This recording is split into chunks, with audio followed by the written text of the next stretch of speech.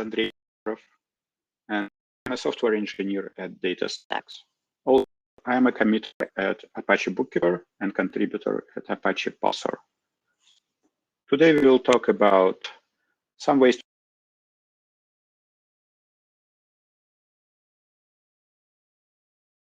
to simplify migration from Kafka to Pulsar, which tools exist now, and what changed in Pulsar 2.8.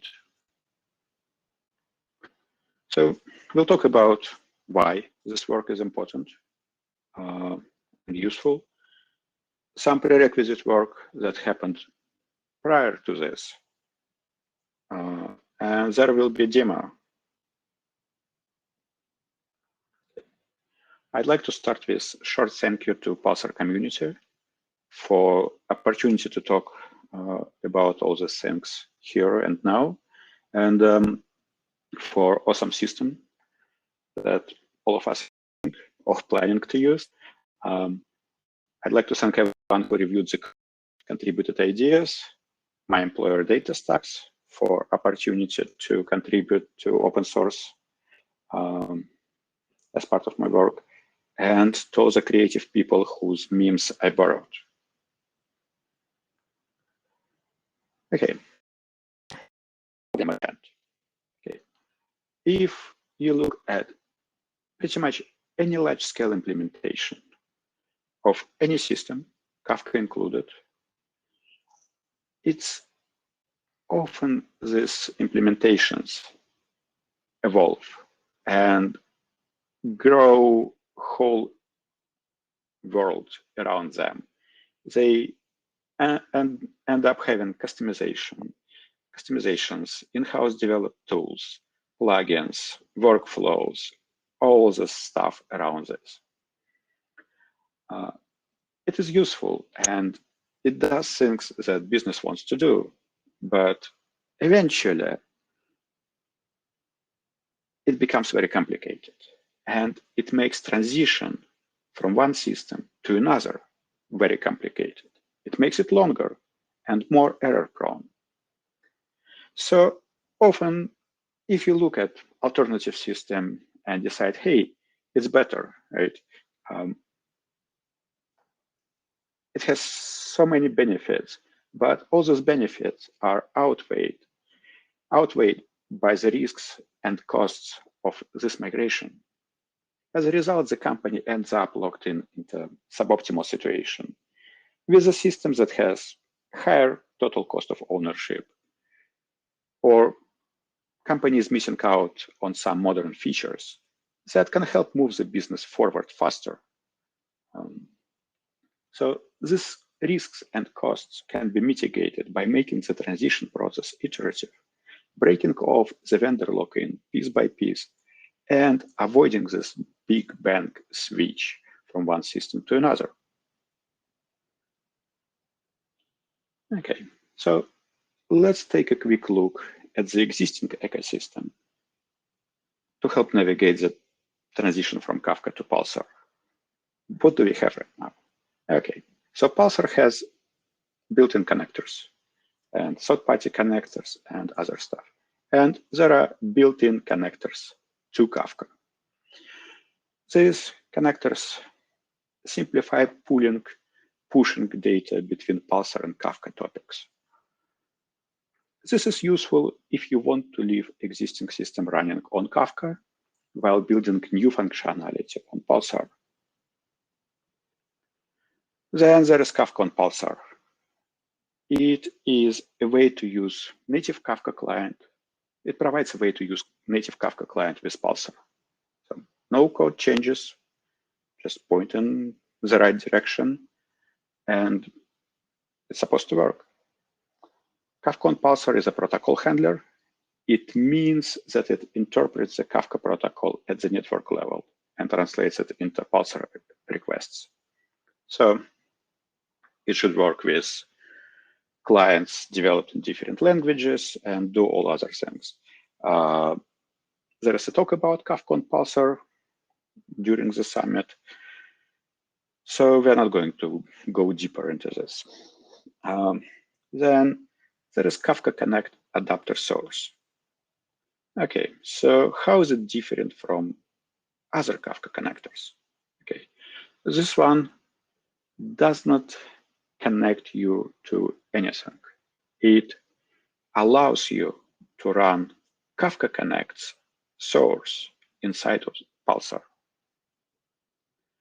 And it is useful if you want to run private, in-company, in-house developed connector without having to rewrite it right away to Pulsar. Right? Okay. But something is missing there. Okay, what is missing? Okay, Kafka Connect Adaptor sink is missing. So we have the source, but not the sink. Okay, similarly to the source, we may want to take our in-house developed sink and Kafka Connect sink and run it on Pulsar without spending time rewriting it. Okay, and this is what I've been developing. Okay, so goal of having adapter for Kafka Connect Sink is to simplify move from Kafka to Pulsar for power users of Kafka who rely on integrations with other systems. Enable integrations in case corresponding Pulsar sink does not exist yet, but Kafka Connect Sink does.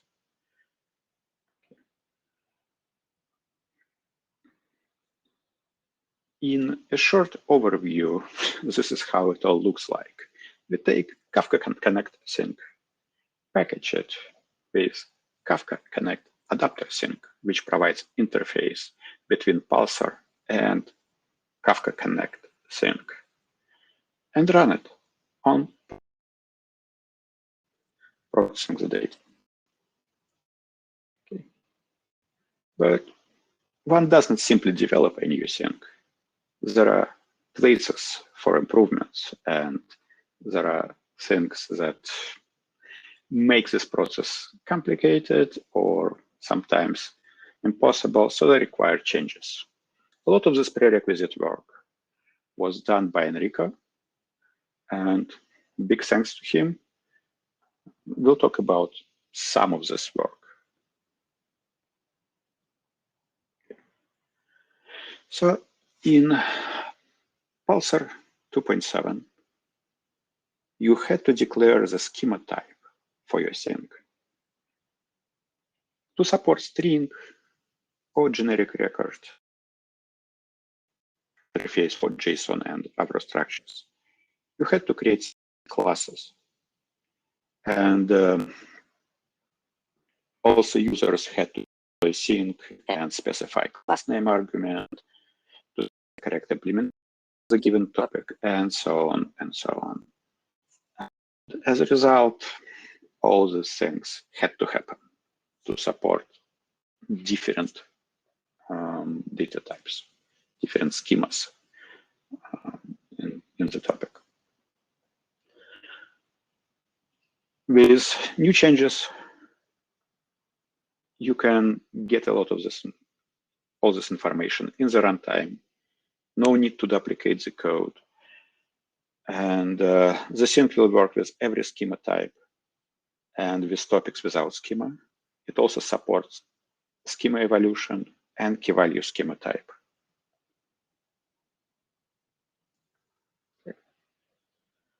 Also, Pulsar uses special auto-consume schema to validate and deserialize messages using schema received from the broker.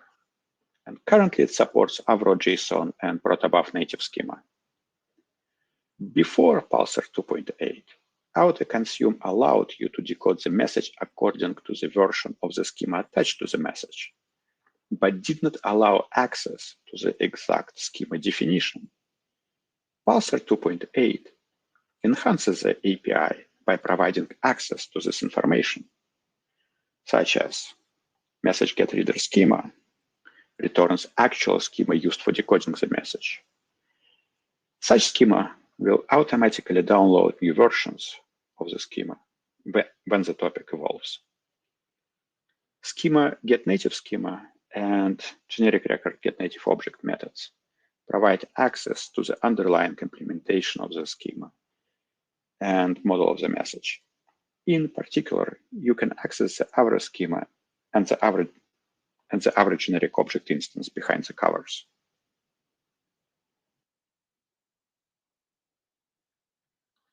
Okay, and finally, we are done with prerequisites. We can go back and we can go forward and proceed with what we originally planned to do, which is Kafka Connect Adaptor Sync. So what happened? What happened to get Kafka Adaptor Sync implemented after all those prerequisites were done? To get parity in some features that Kafka Connect Sinks expect, we had to add a few features into Pulsar, such as getting partition index from the record for partition topics, get subscription type in the sync context. The sync context now allows you to seek, pause, and resume consumer for a topic, which might be useful for other syncs. After that, finally, implementation of the Kafka sync, of the Kafka Connect Adaptor sync, and addition of the support for non-primitive schemas such as Avro and JSON. And this is it. And it's a demo time now. Okay, thank you. Let's start with the demo. Okay, so what is the plan here?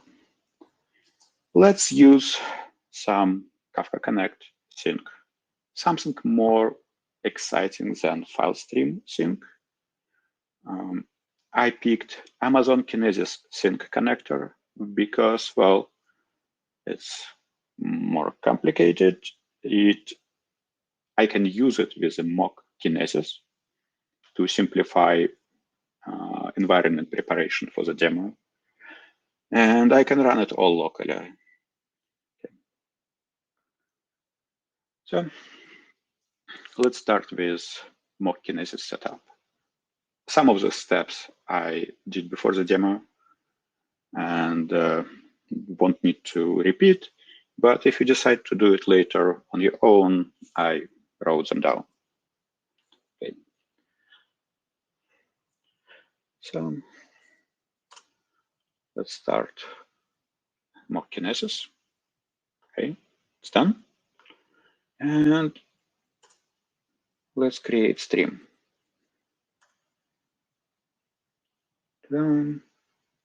And it succeeded. Even though it issues some warnings there, it's fine. Okay, so next step is getting Kinesis Kafka connector.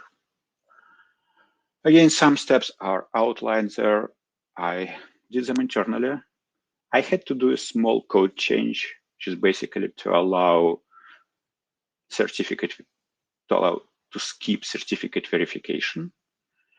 It is not needed in case of real Kinesis, but the mock one uses self-signed certificate, so it's kind of necessary. Okay, so I did this change, built it, and let's package it with into the NAR with Kafka Connect Adaptor. As example, I outlined here, all I need to do is to add Amazon Kinesis Kafka connector as a dependency into Kafka Connect Adaptor NAR project. It can be a separate project that builds NAR independently. For simplicity, I use this. I built it, packaged it, And this is it. Now let's run Pulsar standalone. Okay. It's running.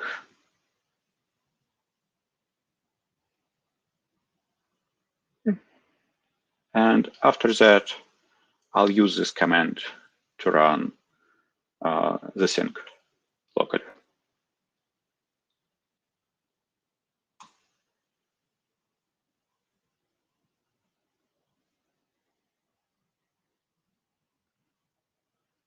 Okay. So what's interesting here? Standard command to run the sync, and there is a YAML file with configuration. Okay. Looking at this YAML file, you can notice that I need to specify the class that implements the connector. And after that, I pass a bunch of properties into the Kafka Connect Sink. All these properties are defined by that class. So they just pass there. Okay. Now, let's produce a message to Pulsar topic.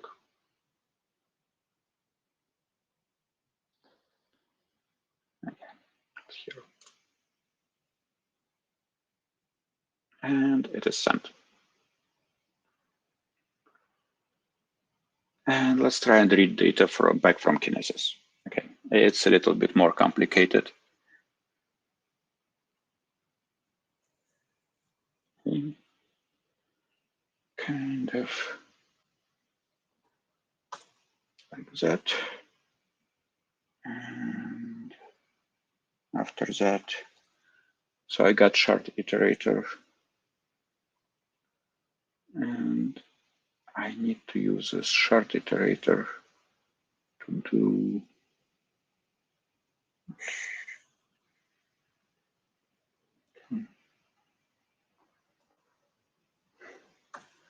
the rest of the stuff. Of course, AWS. Okay, and here is the output.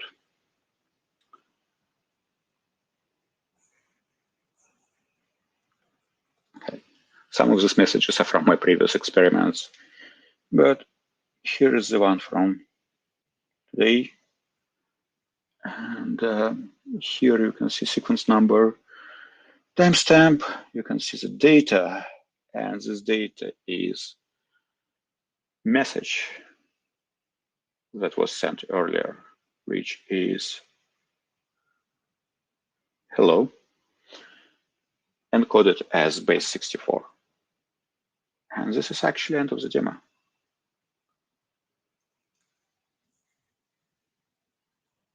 Okay.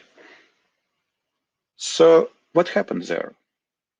We took a Kafka Connect Sink, packaged it for the use with Pulsar, configured it to send messages to Kinesis. We sent a message to Pulsar, and the message appeared in Kinesis, which was our end goal. And this is it. If you want to try Pulsar, you can do it with DataStax Astra Streaming. Sign up online, free, experiment, see if it works. And for software engineers, we're hiring if you want to work on Pulsar or other open source stuff that DataStax works on. You're welcome to join us, apply. I'll be happy to talk with you. And this is the end. Thank you.